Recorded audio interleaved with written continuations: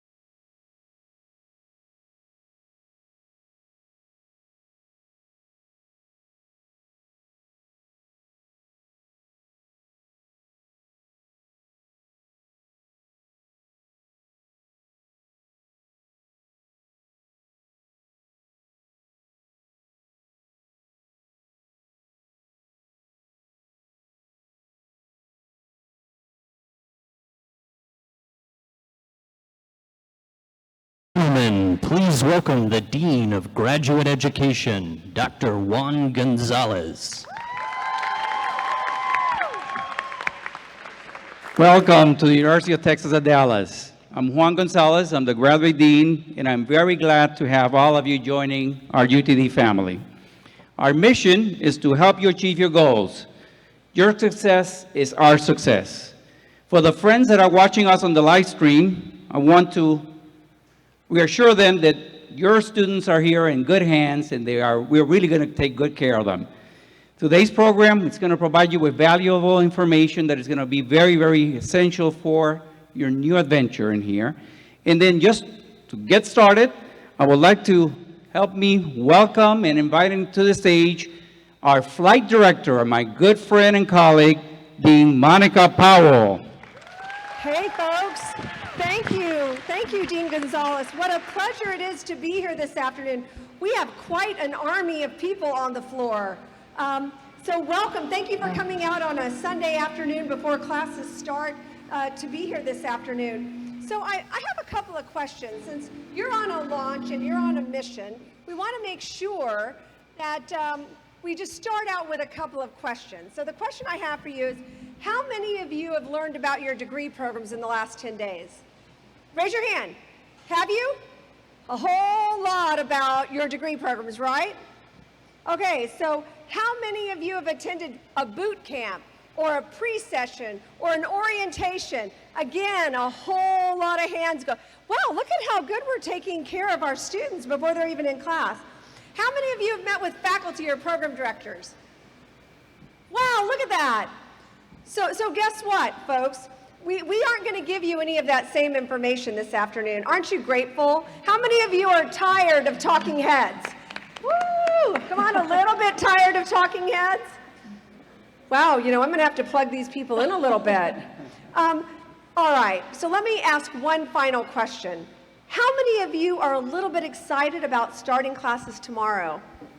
Woo! All right, you've gotten here, you've gotten settled. Those of you that are local students here, you didn't have to do all the settling that our international students did, but you still have to get ready to go to graduate school. And let me tell you, graduate school is twice as fast as undergraduate school. There's a little bit of warp speed involved. So we want you to talk to a faculty member, at least hear from a faculty member, who can tell you a little bit about the warp speed that you guys are going to experience as you're moving toward your graduate program. So I'd like to welcome to the podium Dr. Rebecca Files. She's an associate professor in the Jindal School of Management.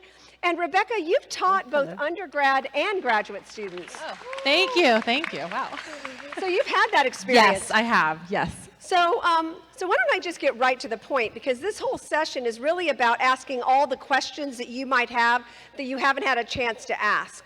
So how exactly is graduate school different from undergrad? And I know that that's a little bit of a shock to students. Mm-hmm. And and I think the other thing is, faculty knew what to expect from their undergraduate faculty, but they didn't really know what to expect from the people that are going to be in front of them this week. So can you talk just a little bit about that for us? Yes, absolutely. So first of all, I want to say on behalf of all of the UT Dallas faculty, we are really, really excited that you're here. And we are really excited for the first week of school. It's a new adventure for you. It's a new adventure for us. And we get to relive a new adventure every semester because we get to meet new people, get to build relationships with you guys, collaborate with you. So we just want to give you guys a huge welcome. Now, like Dean Powell said, there are some differences between undergrad and grad school. For some of you guys, the differences may actually be really small, okay? And that depends on maybe what your major was. It might depend on where you did undergraduate studies. But for some of you in the room, the differences might be really big, okay? And especially for those of you who might have done your undergraduate studies at a school outside of the United States, okay? So you are here, okay, in Texas, okay, at UT Dallas for the first time, and you might not know exactly what to expect when you get to the classroom tomorrow. So my job, I don't really have that long to tell you all of the amazing things I want to tell you, but I'm just going to try to outline a few of the differences between grad and undergrad, and as a professor, what I wish my students knew when they walked in the first day of classes. Some of you might say, I know that, I know that, I know that, but my hope is that there's a few of you out there that this can be just a tidbit and it can give you that confidence that maybe you, just that extra boost of confidence that you needed going in to your classes starting tomorrow and Tuesday. So the biggest difference, in my opinion, between undergrad and grad school is the level of interaction that is expected of you in the classroom, okay? And this is both level of interaction between you and your classmates and between you and the professor. So I know that not every grad class is the same, okay? So I'm gonna talk about grad school in general, okay? You may have a class that is an anomaly from what I'm about to say. But in grad school, we try to back away from that lecture-based program where a professor is standing up in front of you and is talking to you, and all that you have to do is sit back and write notes, go study independently, memorize information, regurgitate it on a test. That's not really the objective or the goal of grad school. In grad school, we want to encourage a dialogue between you and us, okay? Undergrad school was a lot about understanding the basics of your field of study so that you can identify some potential problems. Okay. Grad school is saying you've got the basics. Now let's say, here are some of our problems. What are the potential solutions? And if there's already been a solution identified, is it the right one, right? Is there some ways that we can improve that? And we cannot do that unless there is dialogue between students and the professor. We want to get to know you on a personal level and a professional level.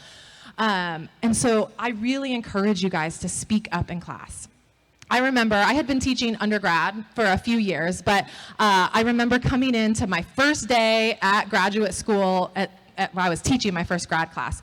And the first day I talked about the syllabus, we went over course expectations, nobody really talked, and I was like, it's okay, everybody's nervous. Second day, I came in, we talked about the material, I gave some like softball answer questions for people to answer, and nobody talked. Now, as a professor, there's two things that come to your mind. The first one is, I am a horrible professor, right? I am boring them so much that they cannot even formulate a thought to be able to respond to me. And then you're back in your office thinking, how can I engage these students? The second thing you think, maybe, man, I am a good professor, right? Like, I am teaching them so well, nobody has any questions. And in fact, that writing assignment due next week and that exam, they're all gonna ace it. It's like, this is awesome. The truth is neither of those is true, but I didn't know that unless the students communicated to me. So please understand that you are helping your professor and you are helping your classmates if you speak up in class. If you have a question that is on point to what we're talking about, I guarantee you 30% of the other students in the classroom have the same question. So please feel the freedom to speak up. It is okay to have an opinion that's different from your professor. It's okay to have a question and to not know everything. That's why we're in grad school. Okay. I talked about interaction between you and your classmates. Obviously, there is going to be a lot of group work, okay? A lot of teamwork, a lot of group presentations, group projects. And sometimes we get students that will come to us, and they might not say this out loud, but what they're thinking is, I don't know them, I don't trust them, I trust myself. I would like to do this work independently because I know that I can do it better. Every one of you guys are here because you are so incredibly smart, and I know that you could do the project by yourself. But that's actually not the point of why we assign group work and why there's so much of it in grad school. When you go to the real world and you're in a lab or you're in a business environment, you have to be able to work with people from different cultures, people who have different work ethics than you, people who approach problems differently than you. So I want you to embrace these group projects and these group presentations and whatever it might be as part of your learning process, okay? In fact, the outcome of these is sometimes not the point. It's actually the learning process that you go through in your team to get there, okay? One other point I'll make about participation is that you might actually be graded on participation in class. Okay, so don't be shocked, depending on the class that you're in, if the teacher says, I am going to be paying attention to how often you talk in class, the number of chats or things that you post on our discussion boards, etc. And that's just our attempt at strengthening that muscle, okay, of being able to talk in a group and being able to talk with other people and being able to interact with your classmates, okay? So I think that that really briefly summarizes some of the biggest differences in terms of what I would love to see as a professor out of you guys when you show up, and just in the terms of interaction. Class is going to be challenging. You guys know that, but you can absolutely rise to that challenge. And I have no doubt in my mind that you're all going to be incredibly successful. I was polling a few of my fellow, colleagues and said, hey, what do you wish people knew when they went to grad school? And one of them said, hey, we have a lot of people from different backgrounds here, and I would really encourage the grad students to also do some additional thought behind the new institutions that we have here in Texas or in the United States, so that they can better understand the context of what we're talking about. And so if you have a major that might be have a very different institutional background in the United States, like maybe how the stock markets work in the United States, I think about that from an accounting perspective. Read those articles. If you need to think about what is the legal implications for pharmaceutical companies in the US compared to where maybe you grew up. Think about those things, because I think they help put in context the classroom and the class setting that you're going to be in. So in a very brief way, that is my summary of the differences. Well, I have one more question. I Uh-oh. know that if I surveyed the audience, they wouldn't admit that they have a question, but can I'm nervous. Can they negotiate their grades with faculty? Oh, the age-old question of negotiating grades. No. I'm just kidding. I have a better answer. That was really straight to the point. Okay, so, this is a tough topic. If we are talking about negotiating grades at the end of a semester after final grades have been posted, the answer is that is not acceptable. Okay? And quite honestly, it's not going to get you very far. It would be unethical of me as a professor to change the grade of any student who asked me to, right? We would all agree that is completely unethical. Every semester, I get emails from students that explain some of the hardships that they have had during the semester that kept them from performing their best. I also get some emails from students that explain the hardships they are going to have in the future if they don't get XYZ grade in my class. Like, I'm going to lose my scholarship, I'm going to have to drop out of grad school. Those emails are so heartbreaking, because I wish that had been communicated to me before the end of the semester. We are here to help you. We want you guys to succeed. So if you are having a hard time in a class, if something unexpected comes up in the semester, let us know. Sometimes we can't do anything, but oftentimes we can do some things to help you. If you're in a class and you are working really, really hard, but you don't see the correlation between your hard work and your grades, come talk to your professor about that. There might be some links that are just missing that they can help fill in for you to help tie your hard work to your performance in class. At the end of the day, though, the syllabus is a contract between a professor and all of the students, and you are going to get the grade that you earn. Okay? And so negotiating grades at the end of the semester, it's not going to get you very far, and so I would suggest not doing it. I love it. I love it when faculty will answer that question, because I spend a lot of time answering that question myself. So thank you, Dr. Files. I appreciate that. Can we give her a round of applause, please? So Dr. Files talked about that faculty-student experience. Well, a lot happens outside of the classroom. And you are actually paying for the opportunities to have those experiences outside of the classroom. So I want to welcome to the stage Kimberly Winkler. Kimberly is an associate dean for student engagement for the university. And so she has an interesting perspective on making sure that you get the return on your total investment. So one of the things that we always hear from students, and you'll see it on your screen in just a second, we call it the 4 stages of culture shock. Now, that's kind of a humorous graph up there. You kind of are where you guys are today. You're all excited. You got your book bags. You've moved into your apartment, or you've told your boss, I'm in graduate school. So you've done all the tactical things to get ready. So there's a little bit of a honeymoon phase. But I promise you that dissonance phase, that phase with the question marks over your head, it's going to come, and it's going to come quicker. Then there's going to be a little bit of frustration, maybe a little bit of hostility, and then you're going to turn the bend and you're going to come back, and very soon, in a very short period of time, you're going to figure out graduate school, and you're going to be okay. So you are going to get there. So I guess my first question for you, Kim, is local students and international students tell us that there's an adjustment period to graduate school. Can you tell us a little bit more about that? Well, we are very fortunate to have such a diverse student body at UTD, and we know that a lot of you have probably already gone through some kind of culture shock before, whether it was going into your undergraduate program, maybe traveling, or if you've moved somewhere. But our students, even here in Texas, that are coming to us just for school, they have culture shock as well. So I have two examples that I wanted to give you very quickly about when I came to Texas. The first one is, I came from Chicago.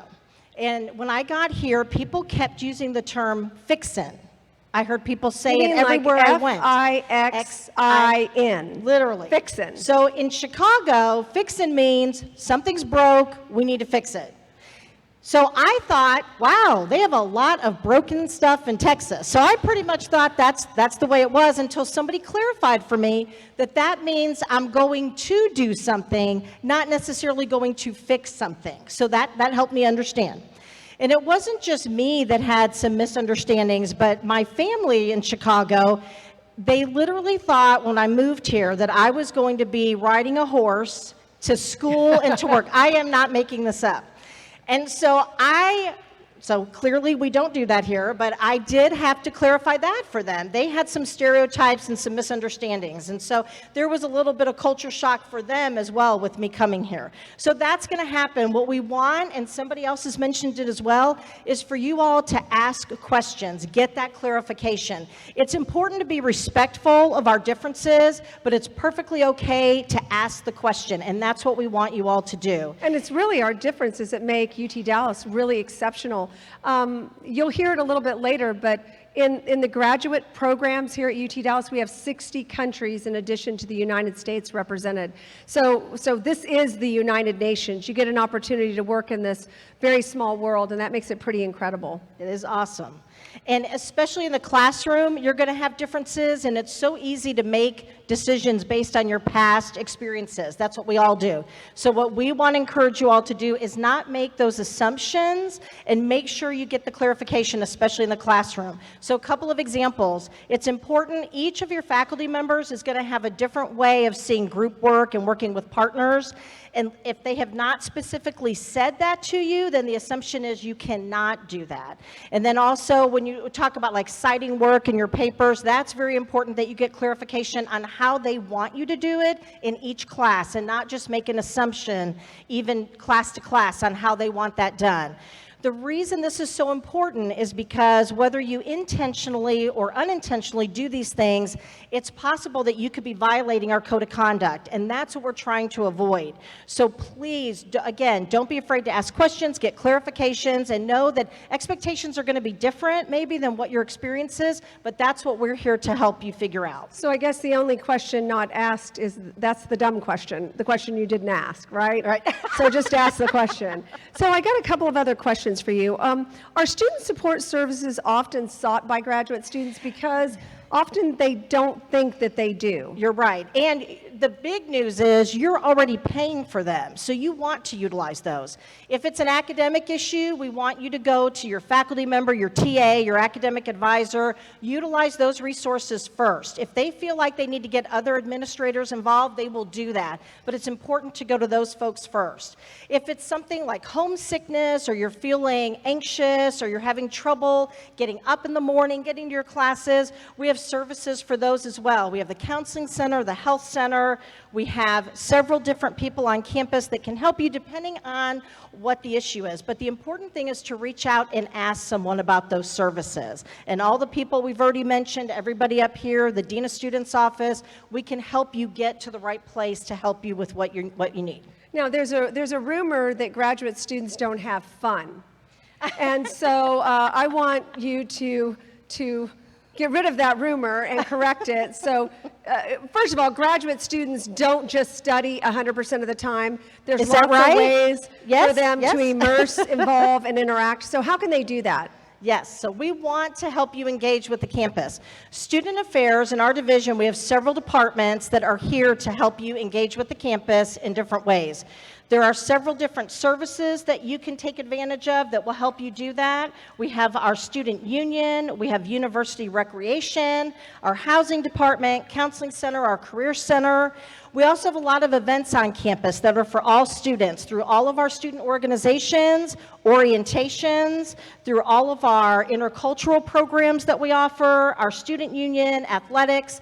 All of these programs are available to help you engage with faculty, staff, and students on campus. So the rumor is that there's like 300 of them or something? Yeah, we have over 300 student organizations, and we want you all to come and participate at an event that we're having, Cometville, which actually, Cometville is a part of our Weeks of Welcome. So today, you all are part of a new tradition here at the university, and it's also the beginning of our Weeks of Welcome. There's over 40 events specifically for you all, for the entire campus, for you to get to know each other and the other departments on campus. So we have multiple weeks of welcome because we're so good at welcoming. That's that what it is? That is Okay. it, yes. Lots of different ways to welcome you. So please attend Cometville to learn more about all of our student organizations as well. So, so to kind of wrap up the engagement piece, what do you think surprises you most about graduate students? That's a good question. And I think the one thing that we see consistently is a lot of times graduate students, if the event or the organization does not specifically say it's for graduate students, a lot of times our graduate students assume it's not for them. So we're here to tell you that that's not the case. Our organizations, our events are for all students. You all belong here. That is our vision, especially with student affairs in the university, and we want you all to be a part of that. Your experience and your knowledge can only enhance our organizations, and they need you, and we need you to be a part of that. Yeah, this is the last opportunity they have to kind of have that engagement. And for all of our local students that are here today, you may be surprised. You may be sitting there thinking that our local students don't get involved because many of you are fully employed. That is absolutely not the case. I have tried out some Bollywood dance classes with students. I've gone to the Yes Club and done meditation. I'm not very good at that. But it's really terrific, the number of local students that show up and engage with us as well. So do that. Bring your families on campus. Really give them an experience of what it's like to be in this really globally diverse environment that we have here, because you learn so much from each other while you're doing it. And maybe over the 2 weeks, you'll get to see Dean Powell do her dancing. Maybe we'll get to see that on campus. I've heard that there are videos of that. If you get videos of that, please let me know so I can get rid of those videos. But thank you, Kim. I appreciate that. Let's give her a round of applause. So we've talked from the faculty perspective. We've talked from the out-of-class perspective. I think it's always great for students to hear from a student, an actual graduate student. And when you're here and we're launching your graduate program, we got to give you guys a lot of mission support, a lot of effort in terms of making sure that we can get you to the finish line. So I want to bring Salman Jassim to the podium. Salman, can you talk to me a little bit about mission support? I think they are going to see a whole list of different organizations that pop up on the screen. Right. There are a lot of things on campus, not just in your school, like on campus, that you can go to. I mean, 1 year down and graduate school is hard. It's really graduate hard. school's hard? It's hard. Oh, attention, Breaking news. attention. Graduate school is hard, and it's supposed to be. Right. If you wanted to go to easy graduate school, you wouldn't have come to UT Dallas, because we only accept really smart students who want hard work, right? Exactly. You chose to take, this on top of all the ups and downs of your life. So good for you. But there are places on campus that are always out there to help you and hear you out and guide you. Anytime there's a whiff of a problem that you get, just contact the right person. My program director has been great. The first person to contact is the program director, because they will guide you to the right person.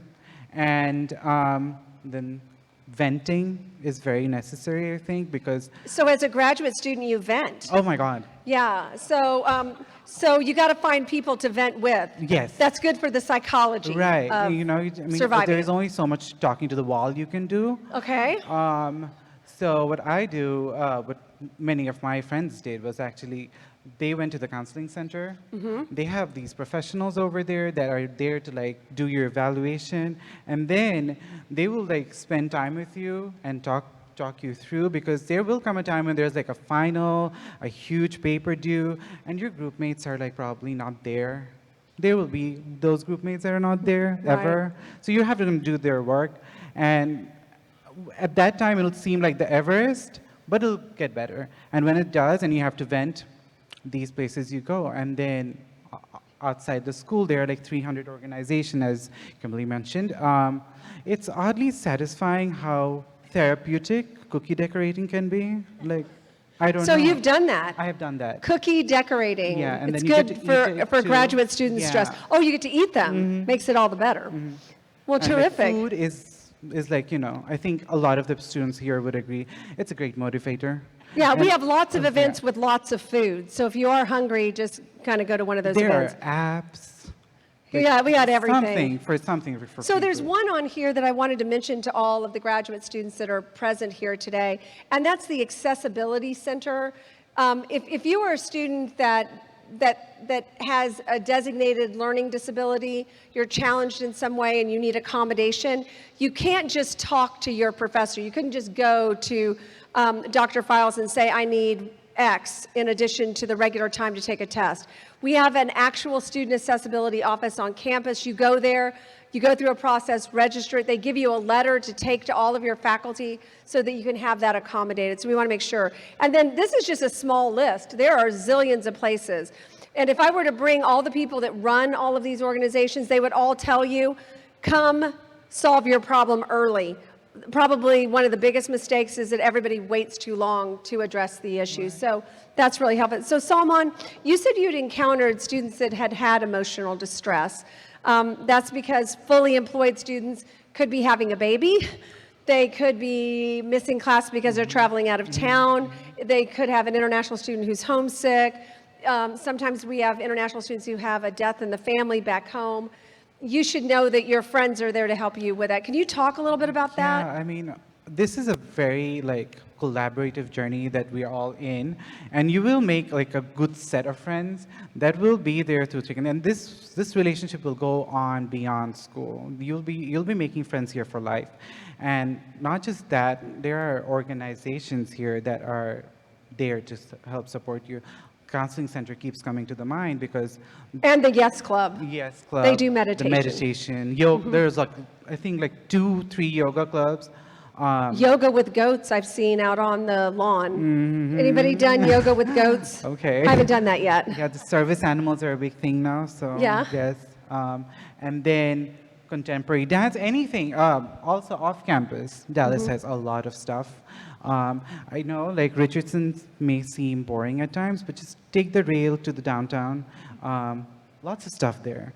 Okay, we Dean. won't tell the mayor that you said Richardson was boring. The campus is not boring, but we've got a lot of engaging. Richardson is. Campus is not. Campus is fun. So, so I have one more question for you.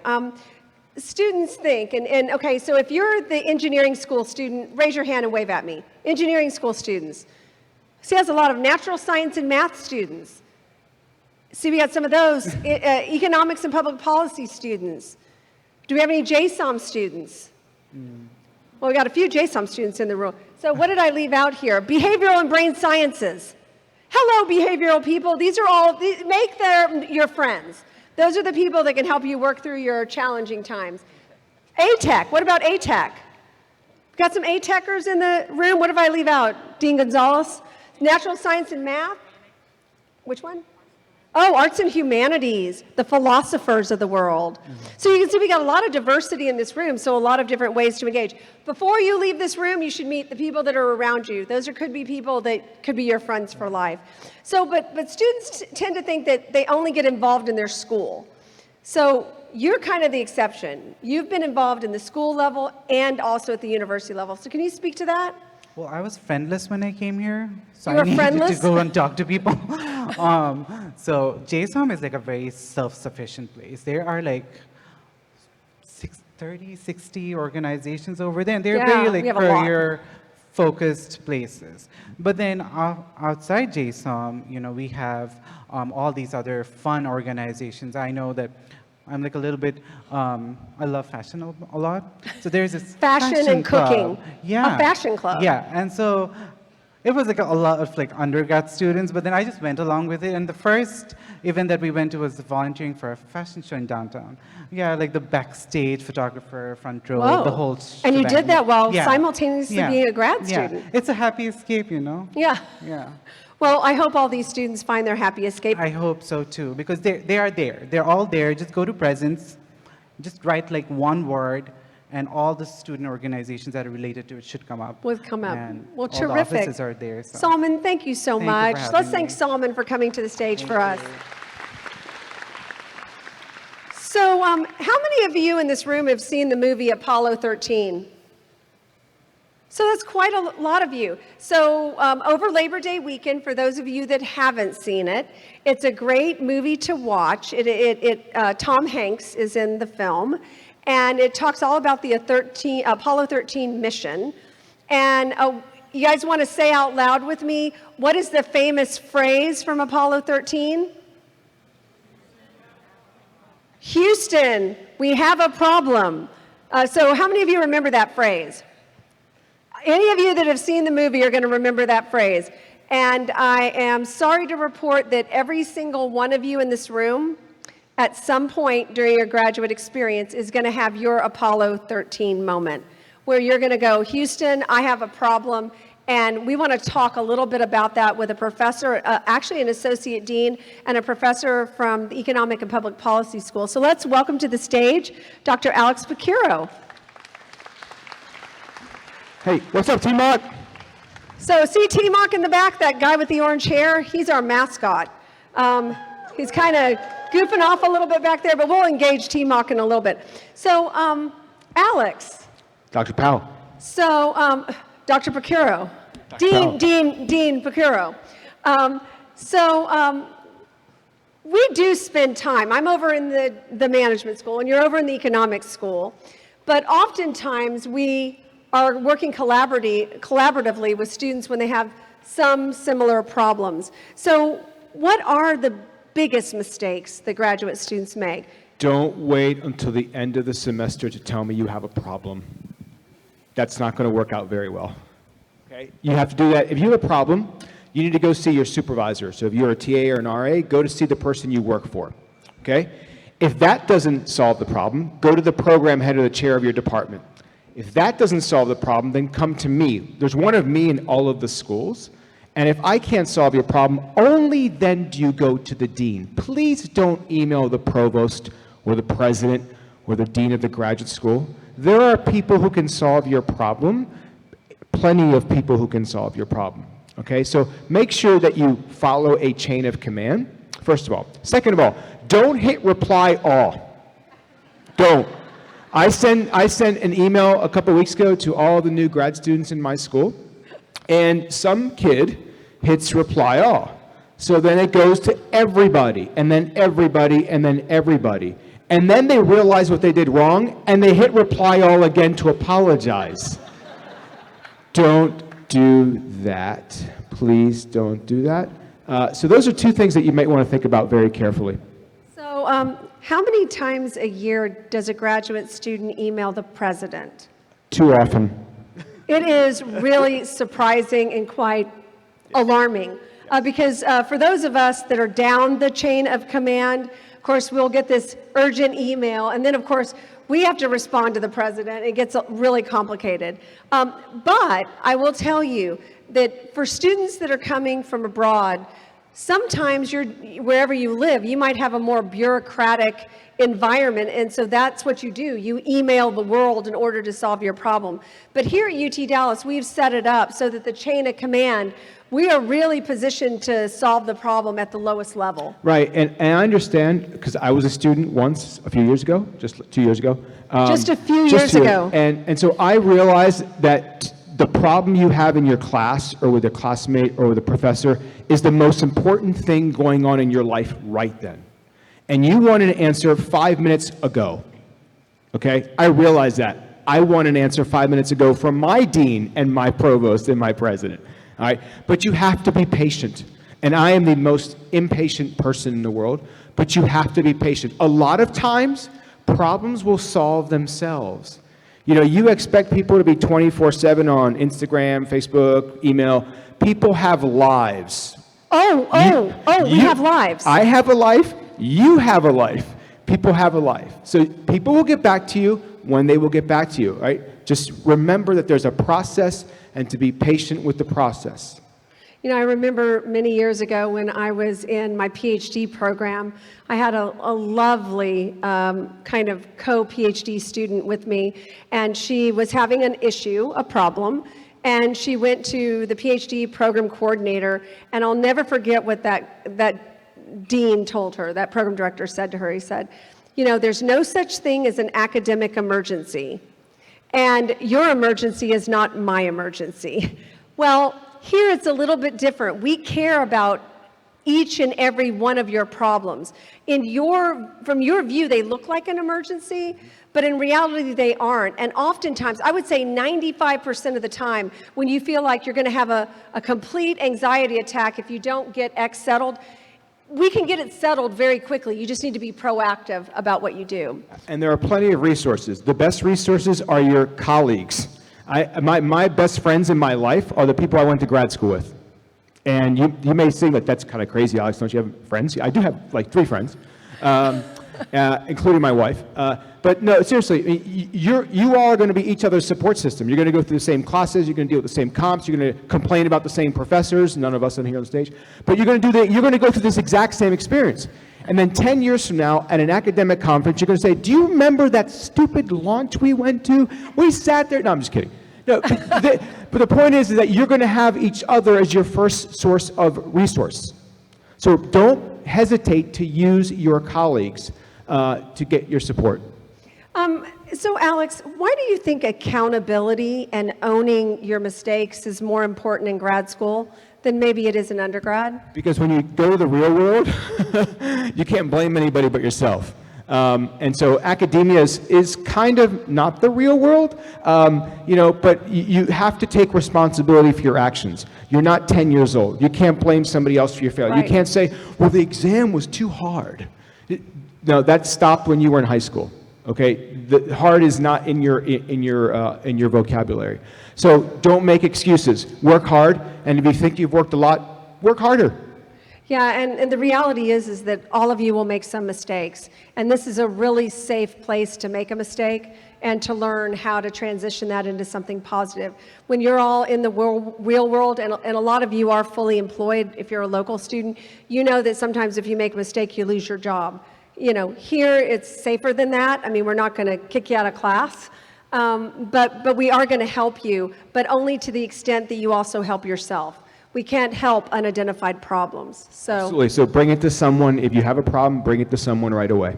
yeah, and nobody is not approachable. I think that's one of the great qualities about all the faculty and the staff that are here at UT Dallas.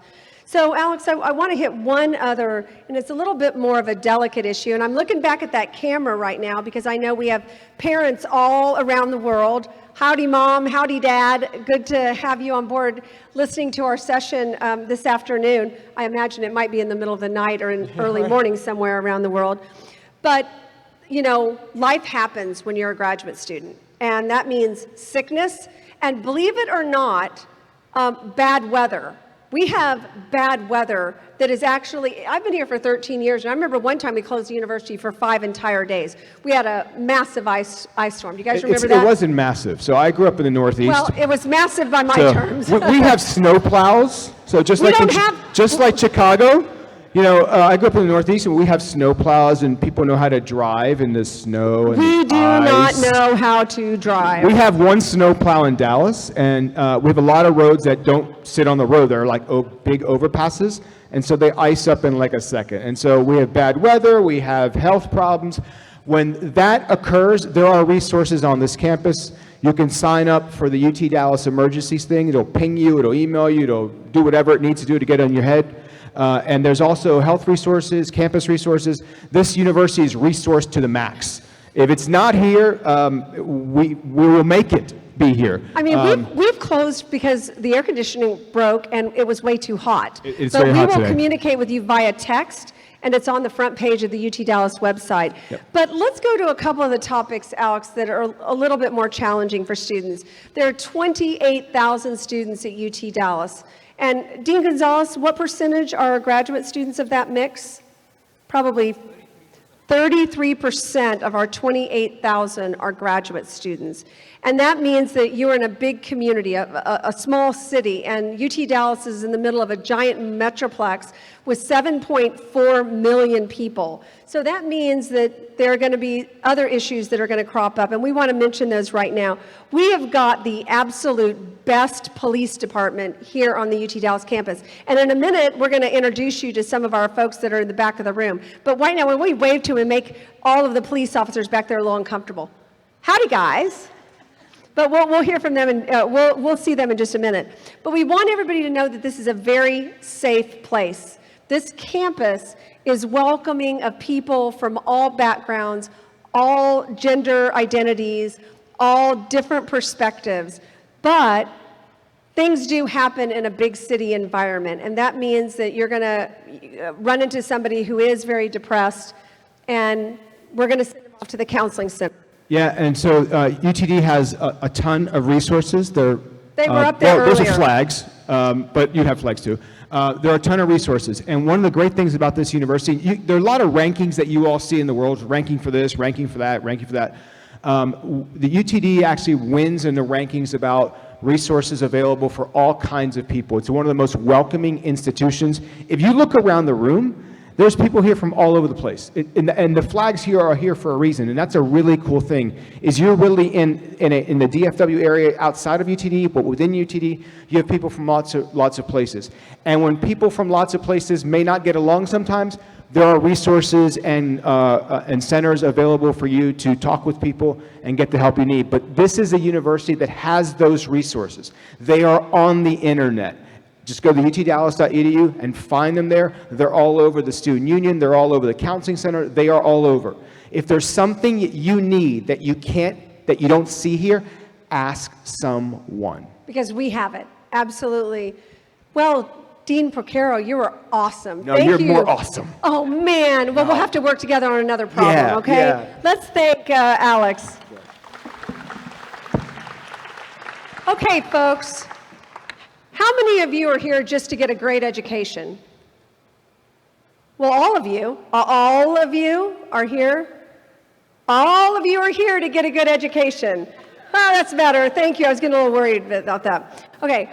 But all of you are also here for what comes after graduate school. You know, you're here on a mission to get a degree, but really coming here and getting the degree is about changing the trajectory of your life. So I want to bring to the podium my dear friend from over in the university's Career Center, Carrie Burns, who's our director at the University Career Center. And we're going to talk a little bit about what you're really preparing for. You're going to work hard, you're going to be great students, but it's really about what they're going to do when they're done here. So oftentimes, graduate students don't believe that career services exist for them. So what is there in helping them launch their next mission? Everything that we offer undergraduate students, we offer graduate students. You are here to get a job. We have services and programs and events for every student on this campus, whether they are 18 years old and they just left home for the first time, or they're out working in the world right now and trying to get an education, in addition to working full-time. So no matter where you are in your career plan, the University Career Center is going to help you. No matter what academic program that you are in, how many years of experience you have or don't have. One of the things that we work with employers all the time, no matter what the field, is they want to get in front of candidates that have experience, that they know how to have those crucial conversations, they know how to solve problems, they know how to communicate. So no matter what field you're going into, those things that employers are looking for are those essential skills that every single person in this room and every student on this campus needs to make sure that they have.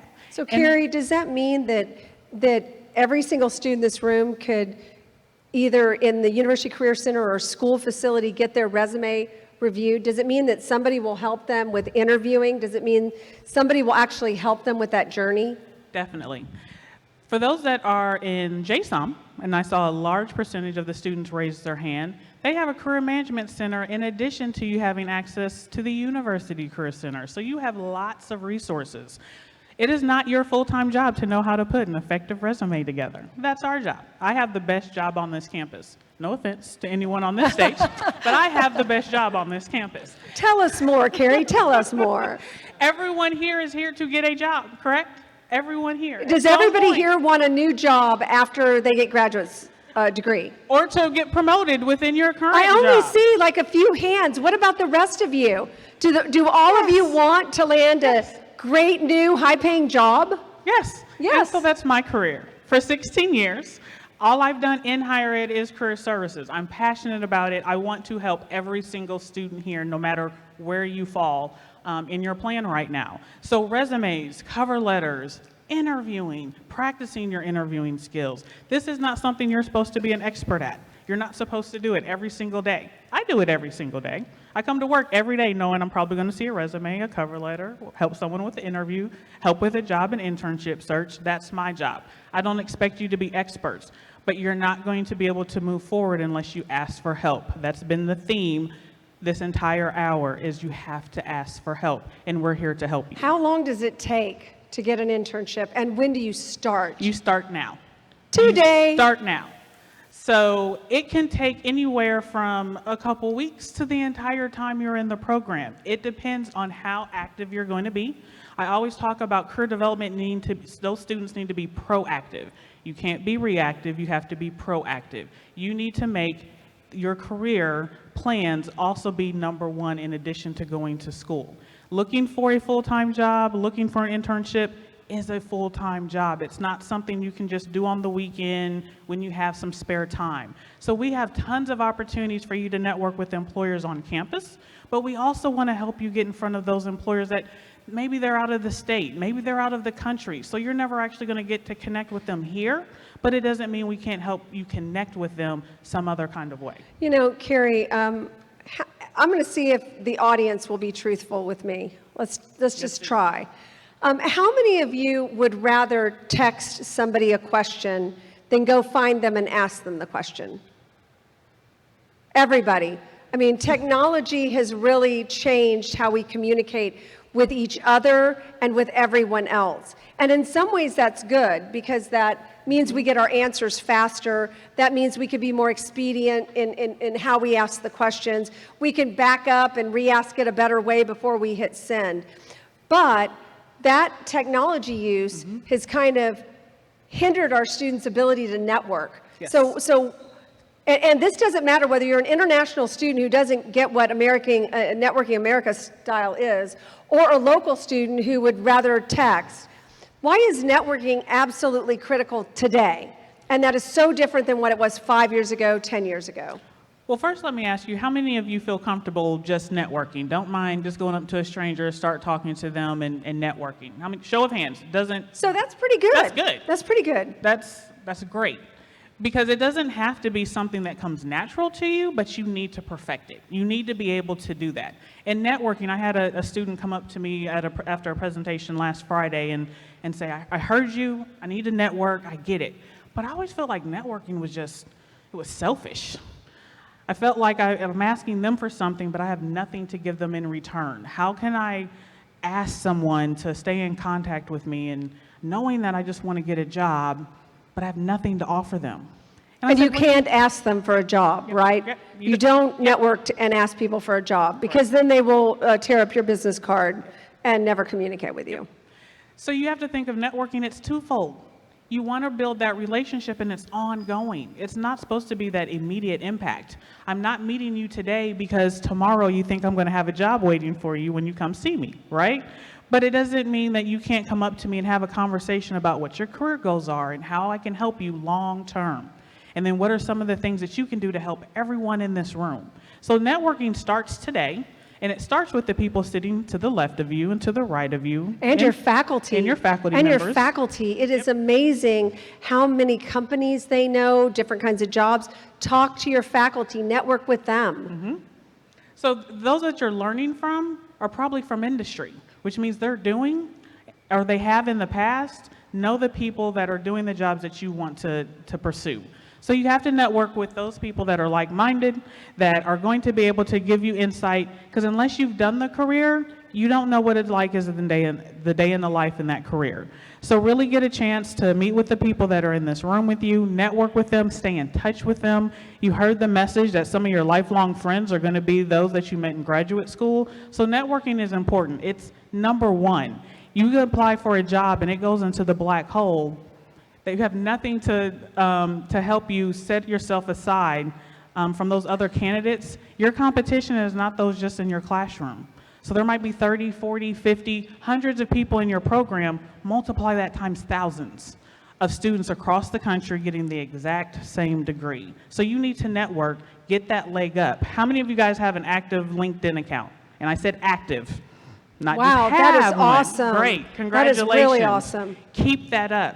This is how you're going to get in front of those that you may not actually get to meet in person. You are now going to be an alum of UTD, which means you can reach out to alums that have pursued the careers that you are interested in on LinkedIn. People love to talk about themselves. People love to give insight about, you're interested in my career, you're interested in my company, you're interested in this industry. I would love to talk to you, even if it's just back and forth through messaging. But you can also schedule times to meet with them in person if they're local. Take them out for coffee for 30 minutes. Have a conversation with them. So use those resources. We love technology. That's what it's out there for. Connect with people that you may not get a chance to ever meet in person. Wow, Carrie, thank you so much. Let's thank Carrie with a round of problem. applause. Thank you so much. So we've really answered a lot of questions for you, but the one question that we haven't answered is, what does it mean to be a Comet? So where is Dan the man? Dan, where are you? Hello. Oh, Dan, there you are. So this is Dan Long. Thank you. Please, He is save your energy for the standing ovation. Thank you. So all these people that are in orange shirts around are like Dan's team, and he fires them up and they get going. Oh, look, they're blowing him kisses from the back of the room. So the first thing before you teach them how or tell them what it means to be a Comet, can all of the students in the room look back at that camera and wave to the camera, give them the okay sign, let your parents and your families know that you're here and you're safe and that we have really oriented you to death. So In a good way. in a good way, in a good way. It's a good death. So Dan, you want to talk about some of the traditions? I know that they know about a few of them, but probably not the big ones. Yes, welcome to UT Dallas. My name is Dan Long. I am the Director for Student Transition Programs. And as Chief Zacharias, our Chief of Police here at UT Dallas, will tell you, UT Dallas is the #1 party school in Richardson, Texas. You are here. You have made it. Really, if you've heard a theme today, you've probably heard several. One of them is you're a student here at UT Dallas. Even though you're a graduate student, all of the experiences at UT Dallas are open to you. You are a college student. As a college student, you have permission to be irreverent, to have fun, to be a little silly, to be a part of the culture that is here, okay? Part of our traditions. As much as they are a part of you, you are now part of our fabric of an institution. You belong here. You will discover many traditions. A few hours from now, we hope you return to this gym for convocation, the official beginning of the academic year. It'll be the kickoff of our 50th year as an institution at UT Dallas. Yay, 50 years! Yay! I know, right? Sure, thank you. I've only been here a couple, not 50, but I appreciate it. In that time, we've picked up many traditions. Some of them are listed here. At convocation, you will get to see the ceremonial mace. It's this physical mace that represents, they'll pass it from class to class for the beginning of the academic year. Within that mace are actually microchips invented by Texas Instruments, the founders of our institution. And those microchips were on a NASA rocket that went to space and back. And that represents a little bit of the tradition about campus, because you know we are the UT Dallas Comets, right? When I say UT Dallas, you say Comets. UT Dallas. Comets. That was weak. They need to do that better, Dan. That was weak and unmotivated. Try again. UT Dallas. Comets. Okay, that was all right. I want to, yeah, I got to feel it on the back of my neck, though. UT Dallas. Comets. Thank you. Yes, you are awake. As I said, these traditions are now a part of you, and we'd like to teach you one right now, perhaps the most beloved of all traditions on campus, and it is called the whoosh. Are you familiar? Whoosh? Act like it's the first time you've heard about it. I'm going to bring some of the orientation leaders up here because we're going to demonstrate it, we're going to break it down, you're going to learn all the nuance of it. Come up here. We whoosh McKenna, regularly, right, Saf, Dan? Some of you get up here. Yes, we whoosh all the time. Now, Dr. Powell will tell you, much like performing gastrointestinal surgery, flambeing a bananas Foster, or ironing a nice pair of slacks, performing the whoosh is more art than science. This is true. Hey, Dan, maybe you ought to bring the chief up and let him do whoosh too. Chief Zach, would you like to whoosh with us? Hey, Here he Chief comes. He's Zacharias, coming up let's here. give our chief of police a round of applause. He loves our students. Now, of course, you already know we are the Comets because UT Dallas. Okay, that was all right. We are the Comets, and the whoosh is the sound a comet would make if there were sound in space. That's science. Okay? Chief, we want you to do this with us. Now, I'm just going to give them a quick demonstration. My students are going to perform it, and then we're going to break it down, and you're going to learn how to do this the right way. Ready? UTD. Did you feel that? Right? I need to feel That was it again. something. That was nice. Okay, let's do it in slow motion because a lot was happening there. It was nuanced, it was subtle, so much was happening, 1,000 things at once. We're going to do it in slow motion, we're going to capture a freeze frame, and we're going to see what's happening. UTD. Freeze! Freeze right there. Okay, this is it. This is the physical human embodiment of a comet. This is the whoosh. Okay, very important. Wait! Just keep freezing. The left hand is in a fist. It's in front of your face. This is like the body of the comet. I don't know, ice, rock, whatever comets are made of. And this is the tail of the comet drifting off into space. Super important, like your hand is flat like that. Some people do like a fist. It looks ridiculous. If you're silly, no one knows what's happening. But this is a comet, okay? Now, do you see what the most important thing that's happening here is? The lean. Because comets are moving like super fast, like really, really fast through space. And so it leans. Okay, we can unfreeze. How would you all like to do the whoosh together? Let's do it once just to see how it feels. Now, many would say, when do you whoosh? A good time is when someone yells UTD, like UTD! Okay, I don't know what happened. I thought we were all on the same page there. We're going to try to do it together, okay? Like UTD! Okay, still one more, so when I say everyone, that means y'all that are looking at me, we're all going to do it together. UTD! Okay, we're getting there. Now, it is the right, C work. I'm the sorry, right arm. that was a C. Yeah, the right arm sticks out. Okay, don't do your left. You look like a fool. Also, try not to punch anyone. You know what also we didn't see out there? Anyone? The lean. There was no leaning because you weren't standing. Let's stand a fable. Get the blood flowing. I like it. This is good. Now, it is like a very physical movement, so don't punch your neighbor in the face. Okay, here we are. Ready? UTD. Very good. Thank you. You may be seated. Thank you for entertaining me. Good job, Dan. Good job. Thank you. Thank you, orientation leaders. Dan, what about the rest of those things that are on that list? Well, as I said, convocation is later this afternoon. We hope you attend. That is the official beginning of both the academic year and the weeks of welcome. As Kim Winkler told you earlier, 2 weeks, over 60 events on campus, everything you can imagine. There'll be popsicles out on the mall. There'll be cookouts. There'll be Wreck 'n Wild, where there's a water park on the intramural fields. And you need to participate in these things as a graduate student because you need to fully experience what it is to be a UT Dallas Comet. Because UT Dallas, whoosh. Well, that's when you'd say Comets, but that's okay. We'll keep working on it. You've got multiple years to figure it out, so you don't have to master it So, today. Dan, why is TMOC called TMOC? This is a good question. This goes back literally almost a decade. TMOC is your mascot. Here he comes. Say hello to TMOC. And in case you did not know, TMOC is comet spelled backwards. You're impressed, aren't you, right? Welcome to a Tier 1 institution, ladies Yeah. and gentlemen. TMOC will be at virtually every tradition we have on campus, many of those you see on screen.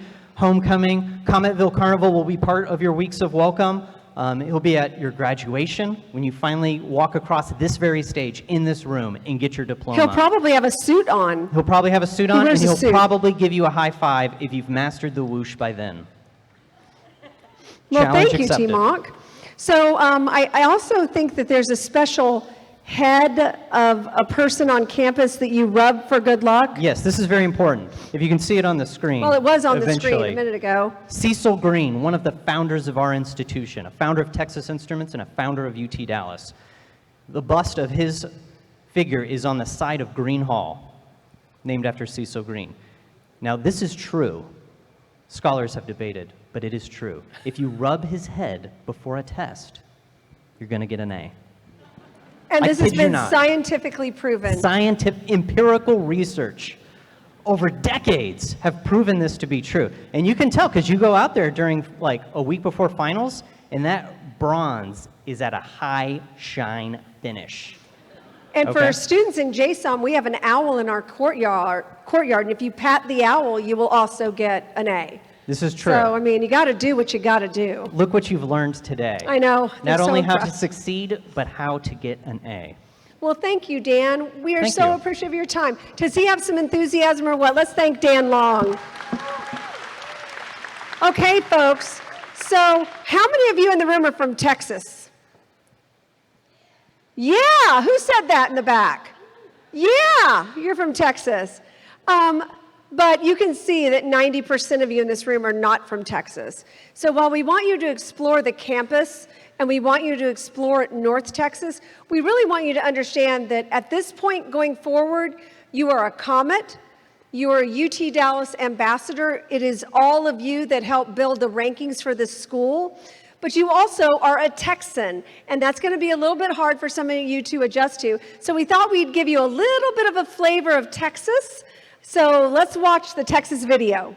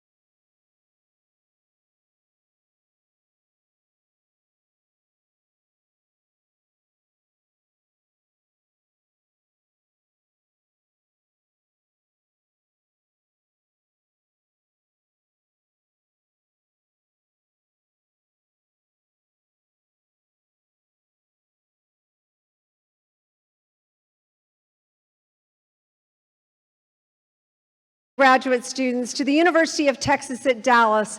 This is going to change your lives, folks, and we are going to enjoy watching that happen. So on behalf of the entire crew that's up here on the stage, all of the people that presented, all of our orientation volunteers, TMOC, Chief Zacharias, and everyone that has made your journey the last 10 days, getting you ready for what commences tomorrow, we are very proud of the fact that you chose us, that you made the selection to come here and be a part of the great culture, the great situation, just the great environment that we have here at UT Dallas. So I'm going to bring Dan the man back to the stage for a second, and I want T-Mock right up here in front. T-Mock, can you be right here? And Roxanne, where's my photographer? Roxanne, where are you, Roxanne? Are we minus Roxanne? Okay, Leela, we're bringing you to the front. So what we're going to try and do is I want everybody to grab that flag. Everybody has a flag, right? No matter what flag it is. What flag it is, stand up. We're going to try and get some pictures of raising those flags up in the air high so that your families back home can see the great numbers of students that we have here. I have my Japan flag. I was born in Japan, so I have my Japan flag. So Leah, you think you got some pictures there? Well, good. Thank you. So now, Dan, let's see if you can do the run test. We're going to do something special here. This is a graduate student launch only tradition. This is the whoosh with flag. So you're going to hold that flag in your right hand. We're going to do the whoosh, and you're going to hold up that flag. Are you ready? You don't hold it up yet. You hold it up when you whoosh. Come on. All right, ready? UTD. Whoosh. Yes. Yeah, let's do it again. One more time, and really put some effort into this And one. can I hear some voices, please? I mean, that was a really quiet whoosh. Yeah, you got a whoosh. It's like, it starts way like below the diaphragm, like way down in there, the sub-diaphragm, and you just like emit that sound, like you're a college student. Ready? UTD. Whoosh. Yes! Yes! Great, awesome. Excellent. So, how many of you would like to have a really great popsicle, kind of something to wet your palate? You would, when you raise those flags, if that's something. So T-Mock, and the orientation volunteers, T-Mock's going to come through, and he is going to lead you out to the something green. Student Union Green. The Student Union Green. I've been here 13 years. I don't know where that green is, but I'm going out there. And we're going to follow out there. We've got popsicles for everybody. We got some music. We hope you will hang around for convocation. Welcome to UT Dallas, our new graduate Comets.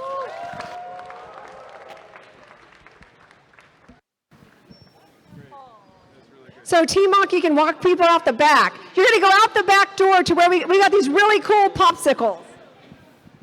That's great. That's really good. Yeah, it's great. It's fantastic. So thank you, Salman. You did, Dan. Piece of cake, right? You did a great job. Okay, we did it. It was good. It was good. We did it.